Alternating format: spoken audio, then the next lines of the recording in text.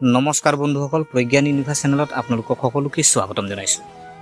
প্ৰিয় দৰ্শক, আপুনি অনুভৱ কৰিছেনে যে আপোনাৰ জীৱনটো এটা ডাঙৰ পৰিৱৰ্তন দিশে আগবাঢ়িছে? বহু দিনৰ পৰা বাকী থকা কামবোৰ সম্পূৰ্ণ হ'বলৈ ওলাইছেনে? যদি আপুনি মীন ৰাশিৰ হয়, তেন্তে 2026 চনৰ 6 জুলাইৰ পৰা 12 জুলাইলৈকে এই সপ্তাহটো সাধাৰণৰ পৰা বহুত দূৰত হ'ব, কিন্তু বহু দিশত অতি বিশেষ বুলি প্ৰমাণিত হ'ব পাৰে। এই সপ্তাহত আপোনাৰ জীৱনৰ গ্ৰহৰ গতিবিধিয়ে এনে সংকেত দিছে যে আপোনাৰ আত্মবিশ্বাস নতুন উচ্চতালৈ উন্নতি কৰিব পাৰে। আপুনি হয়তো নতুন কেৰিয়াৰ সুযোগ পাব, আপোনাৰ আৰ্থিক অৱস্থা ক্ৰমান্বয়ে উন্নত হ'ব, আপোনাৰ পৰিয়ালটো সুখেৰে ভৰি পৰিব আৰু বহুতো অসমাপ্ত কাম সম্পূৰ্ণ হোৱাৰ সম্ভাৱনা আছে। কিন্তু কেনেকুৱা মুহূৰ্ত আহিব য'ত আপোনাৰ জ্ঞান, ধৈৰ্য আৰু সুস্থ বিচাৰ আপোনাৰ আটাইতকৈ ডাঙৰ শক্তি হ'ব? প্ৰিয় দৰ্শক, 6 জুলাইৰ পৰা 12 জুলাইৰ ভিতৰত চন্দ্ৰই মীন, মেষ, বৃষ, মিথুন ৰাশিৰ মাজেৰে প্ৰৱেশ কৰিব। ইফালে 2026 চনৰ 7 জুলাইত মিথুন ৰাশিৰ বুধ গ্ৰহ বুধ গ্ৰহ ৰেট্ৰগ্ৰেড হ'ব, যাৰ বাবে কথা বতৰা, নথি পত্ৰ আৰু গুৰুত্বপূৰ্ণ সিদ্ধান্তত অতিৰিক্ত সাৱধানতা অৱলম্বন কৰিব লাগিব। আনহাতে বৃহস্পতিৰ শুভ প্ৰভাৱে আপোনাৰ সৃষ্টিশীলতা, শিক্ষা, শিশু সুখ আৰু ভাগ্যক শক্তিশালী কৰিব। আনহাতে শনিয়ে আপোনাৰ ৰাশিত থকা আপোনাক আগৰ তুলনাত অধিক অনুশাসিত, পৰিপক্ক আৰু শক্তিশালী কৰি তুলিব। গতিকে সপ্তাহৰ কোনটো দিনত আপুনি সৰ্বাধিক সুবিধা লাভ কৰিব, কি সাৱধানতা অৱলম্বন কৰিব লাগে, কেৰিয়াৰ, ধন সম্পত্তি, স্বাস্থ্য, প্ৰেম, পৰিয়াল, শিক্ষাৰ বিষয়ে গ্ৰহ নক্ষত্ৰই কি কৈছে আৰু কি সহজ ব্যৱস্থাই আপোনাৰ ভাগ্যক আৰু অধিক শক্তিশালী কৰিব পাৰে। গতিকে 2026 চনৰ 6 জুলাইৰ পৰা 12 জুলাইলৈকে মীন ৰাশিৰ বৃষৰ সাপ্তাহিক ৰাশিফল আমি জানো আহকচোন। গতিকে পলম নকৰি আহকচোন আমি ভিডিঅ'টো আৰম্ভ কৰোঁ। প্ৰিয় দৰ্শক, প্ৰথমতে আমি জানো আহক কেৰিয়াৰৰ ব্যৱসায়। কেৰিয়াৰৰ দৃষ্টিকোণৰ পৰা এই সপ্তাহটো যথেষ্ট ইতিবাচক হ'ব। সপ্তাহৰ আৰম্ভণিতে চন্দ্ৰ ৰাশিত থাকিলে আপোনাৰ আত্মবিশ্বাস বাঢ়িব আৰু সিদ্ধান্ত গ্ৰহণৰ ক্ষমতাও শক্তিশালী হ'ব। যদি কোনো গুৰুত্বপূৰ্ণ কাম দীৰ্ঘদিন ধৰি স্থবিৰ হৈ আছে, তেন্তে এতিয়া গতি লাভ কৰাৰ সম্ভাৱনা আছে। নিয়োজিত ব্যক্তিয়ে নিজৰ ঊৰ্ধ্বতন বিষয়াৰ পৰা প্ৰশংসা লাভ কৰিব পাৰে। আপোনাৰ কঠোৰ পৰিশ্ৰম আৰু উদ্ভাৱনী ধাৰণাই দৃষ্টি আকৰ্ষণ কৰিব। যদি আপুনি সাক্ষাৎকাৰ, পদোন্নতি বা নতুন দায়িত্বৰ বাবে অপেক্ষা কৰি আছে, তেন্তে ইতিবাচক লক্ষণ দেখা পাব পাৰে। ব্যৱসায়ীসকলেও সময় অনুকূল বুলি বিবেচনা কৰিব। পুৰণি ক্লায়েণ্ট আৰু নতুন যোগাযোগ গঠনৰ সম্ভাৱনাৰ পৰা আপুনি উপকৃত হ'ব। কিন্তু 7 জুলাইৰ পৰা বুধৰ ৰেট্ৰগ্ৰেড মোচনৰ বাবে যিকোনো চুক্তি বা চৰকাৰী নথিপত্ৰত স্বাক্ষৰ কৰাৰ আগতে নিশ্চিতভাৱে দুবাৰ পৰীক্ষা কৰক। সৰু ভুল এটাও পিছত সমস্যাৰ সৃষ্টি কৰিব পাৰে। সপ্তাহটোৰ শেষলৈকে আপুনি আপোনাৰ ভৱিষ্যতৰ পৰিকল্পনাসমূহ ভালদৰে সংগঠিত কৰিব পাৰিব। প্ৰিয় দৰ্শক, আৰ্থিক পৰিস্থিতি যদি চাওঁ, আৰ্থিকভাৱে এই সপ্তাহটো ক্ৰমান্বয়ে উন্নত হ'ব। কিছুদিনৰ পৰা যদি খৰচ বেছি হৈ আছে, তেন্তে আয় আৰু ব্যয়ৰ মাজত এতিয়া ভাৰসাম্যৰ সৃষ্টি হ'বলৈ আৰম্ভ কৰিব। সপ্তাহৰ মাজভাগত ধন উপাৰ্জনৰ নতুন সুযোগ আহিব পাৰে, আনকি কিছুমানে অতিৰিক্ত উপাৰ্জনৰ উৎসও লাভ কৰিব পাৰে। যদি আপুনি আপোনাৰ সঞ্চয়ৰ পৰিকল্পনা কৰিব বিচাৰিছে, তেন্তে এই সময় অনুকূল হ'ব। কিন্তু বুধৰ গ্ৰহৰ ৰেট্ৰগ্ৰেডৰ বাবে শ্বেয়াৰ বজাৰত খৰখেদাকৈ বিনিয়োগ, ডাঙৰ ক্ৰয় বা নতুন বিনিয়োগ এৰক। কোনো ধৰণৰ আৰ্থিক সিদ্ধান্ত লোৱাৰ আগতে অভিজ্ঞ ব্যক্তিৰ পৰামৰ্শ লোৱাটো উপকাৰী হ'ব। আপোনাৰ বেংকিং ৰেকৰ্ড, অনলাইন লেনদেন আৰু গুৰুত্বপূৰ্ণ নথিপত্ৰসমূহ নিশ্চিতভাৱে পৰীক্ষা কৰক। সপ্তাহৰ শেষৰ ফালে ঘৰৰ প্ৰয়োজনীয়তা, মেৰামতি বা পৰিয়ালৰ বিষয়ৰ বাবে কিছু খৰচ হ'ব পাৰে, কিন্তু আপোনাৰ আৰ্থিক অৱস্থা সুষম হৈ থাকিব।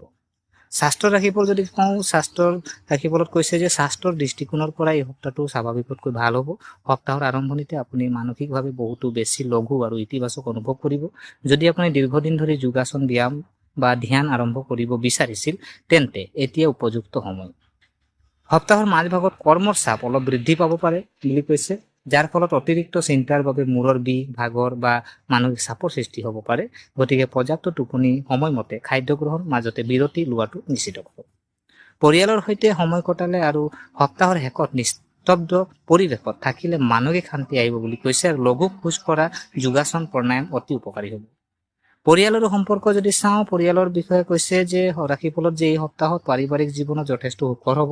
ঘৰত প্ৰেম, সহযোগিতা, পাৰস্পৰিক বুজাবুজি বাঢ়িব। পৰিয়ালৰ লোকে আপোনাৰ মতামতক সন্মান কৰিব আৰু আপোনাক সমৰ্থন কৰিব। সপ্তাহৰ মাজভাগত ভাই ভনী, আত্মীয় স্বজন আৰু পুৰণি বন্ধু বান্ধৱীৰ সৈতে যোগাযোগ বৃদ্ধি পাব পাৰে। বহুদিনৰ মূৰত আপোনালোক আপোনজনক লগ পোৱাটো সম্ভৱ, কিন্তু বুধ গ্ৰহ পশ্চাদমুখী হোৱাৰ বাবে সৰু সৰু কথাবোৰক লৈ ভুল বুজাবুজিৰ সৃষ্টি হ'ব পাৰে। গতিকে তৎক্ষণাৎ প্ৰতিক্ৰিয়া প্ৰকাশ কৰাৰ পৰিৱৰ্তে প্ৰথমে গোটেই পৰিস্থিতিটো বুজি লওক। ধৈৰ্য আৰু মৰম লগা কথাবোৰো আপোনাৰ সম্পৰ্কবোৰ মজবুত কৰি তুলিব। সপ্তাহৰ শেষত পৰিয়ালৰ সৈতে এটা সৰু অনুষ্ঠান, পূজা বা সুখদায়ক অনুষ্ঠানৰ আয়োজন কৰিব পাৰি, যাৰ ফলত ঘৰত এক সুখৰ পৰিৱেশ সৃষ্টি হ'ব। প্ৰেম আৰু বৈবাহিক জীৱন কৈছে যে ৰাশিফলত যে এই সপ্তাহটো ৰোমান্টিক সম্পৰ্কৰ বাবে ভাল হ'ব। যদি আপুনি কোনো সম্পৰ্ক থাকে তেন্তে আৱেগিক সংযোগ আৰু বিশ্বাস বাঢ়িব। আপোনাৰ সংগীৰ অনুভৱ বুজিবলৈ চেষ্টা কৰক। বিবাহিত জাতক জাতিকাৰ নিজৰ জীৱনত মধুৰতা অনুভৱ কৰিব। আপুনি আপোনাৰ পত্নীৰ পৰা সমৰ্থন লাভ কৰিব বুলি কৈছে আৰু একেলগে ভৱিষ্যতৰ পৰিকল্পনা কৰাৰ সুযোগ পাব। যদি আপুনি অবিবাহিত তেন্তে নতুন কাৰোবাক লগ পোৱাটো ভৱিষ্যতে সফল সম্পৰ্কৰ ভেটি হ'ব পাৰে।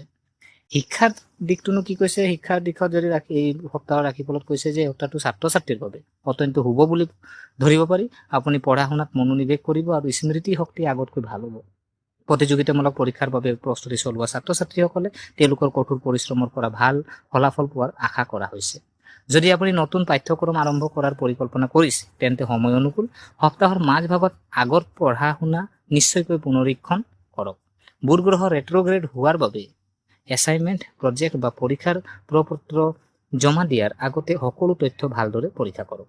শিক্ষক আৰু পৰিয়ালৰ সহযোগিতাই আপোনাৰ আগুৱাই যাবলৈ অনুপ্ৰাণিত কৰিব। এই সপ্তাহত কি কৰিব? এই সপ্তাহত আপুনি কি কৰিব?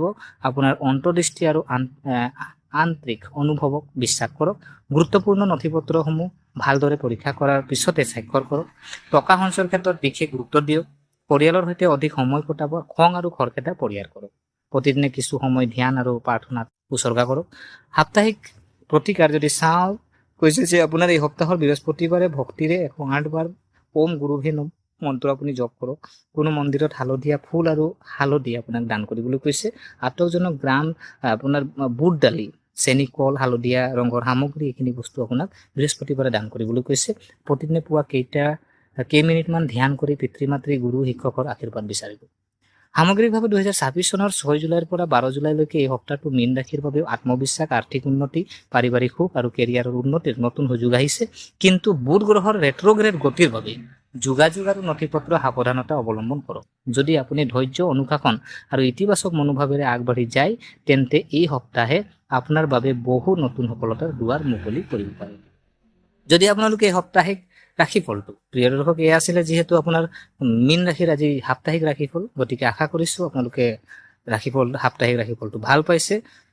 তেন্তে ভিডিঅ'টো লাইক এটা কৰিব আৰু কমেণ্ট বক্সত আজি আপোনালোকৰ যিহেতু কমেণ্ট বক্সত আপোনাৰ ওম নমঃ শিৱায় বা হৰ হৰ মহাদেৱ কমেণ্ট এটা কৰিব আৰু আপোনালোকৰ বন্ধু বান্ধৱী আৰু পৰিয়ালবৰ্গৰ সৈতে ভিডিঅ'টো পাৰিলে শ্বেয়াৰ এটা কৰি দিব। আৰু আমাৰ চেনেলটো যদিহে আপোনালোকে ছাবস্ক্ৰাইব কৰা নাই, অনুগ্ৰহ কৰি ছাবস্ক্ৰাইব কৰি আমাক উৎসাহিত কৰিব বুলি আশা থাকিলে পুনৰ লগ পোৱাৰ প্ৰতিশ্ৰুতিৰে আজিলৈ আমি বিদায় মাগিলোঁ। ধন্যবাদ।